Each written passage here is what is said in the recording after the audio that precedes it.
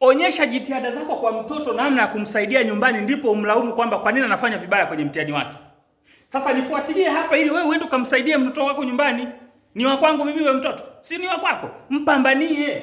Mzingo wa mstatili RPQT ni sentimita 134. Tafuta eneo lake.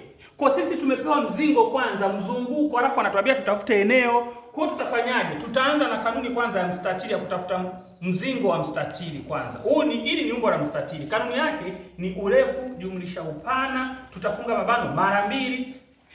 Huyu mtu alitumia hii kanuni akapata mzingo 134. Kwa nini alikifanya? Tutaanza sasa. Tutafute kwanza urefu wa hapa, kwa sababu hapa hatujapewa urefu halisi, tumepewa mlinganyo huu, na hapa hatujapewa urefu halisi. Lakini kumbuka urefu wa hapa mpaka hapa ni sawa na urefu wa hapa mpaka hapa.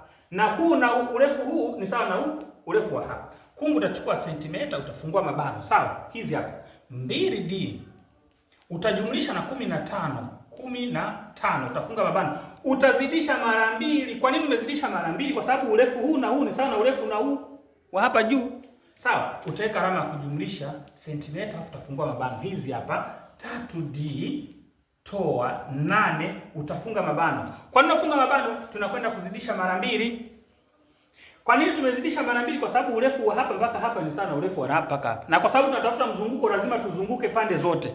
Basi ni sawa sawa na sentimita 134. Njoo sasa tufungue mabano haraka hapa. Tufungue mabano. 2 mara 2D unapata sentimita, unafungua. 2 mara 2D unapata 4D. Jumlisha 2 mara 15 unapata 30. Sawa? Jumlisha. Tunahamia hapa. 2 mara 3D unapata 6 sentimita, hizo sawa. Sentimita, fungua mabano. Hapo unapata 6D. Toa hii mara hii 18. Funga mabano sawa sawa na sentimita 134. Taratibu, mpambanie mtoto wako, mfundishe mtoto wako, si lawama kwa walimu tu wakati wewe unakuwa mvivu kumsaidia mtoto. Haya. Tutenge mitaji inayofanana sasa. Hapa tutapata sentimita, tutafungua mabano. 4D. Tukijumlisha na D, kwa nini tunajumlisha hii mitaji inayofanana? 4D jumlisha hii hapa D unapata 10D. Unapata 10D. Njoo hapa. Chanya 30. Hii mara hii unapata 16 bwana. So 18. Sorry jamani, 16. Sasa hii 30 ukitoa 16, 30 toa 16 unapata 14. Kwa jumlisha 14. Sawa, funga mabano ni sawa sawa na sentimita 134. Sasa njoo tutenge mitaji inayofanana kwa kufungua. Tufungue mabano sasa. Hii iende kule. Sawa?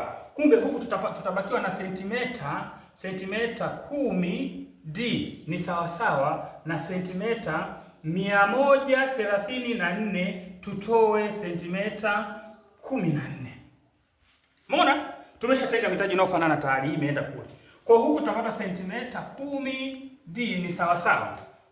Ukitoa hapo unapata sentimita 120. Njoo ugawie kwa 10 kwa sentimita 10. Kwa sentimita 10 na huku njoo ugawie kwa sentimita ngapi? 10.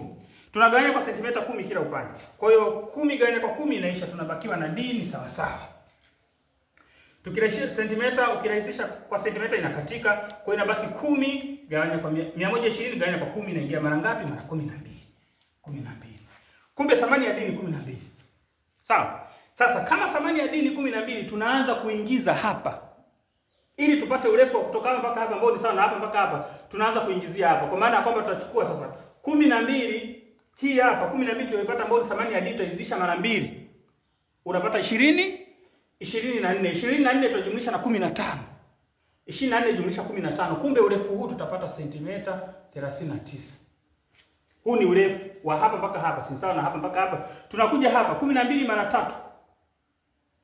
12 mara 3. Hii thamani ya D si 12.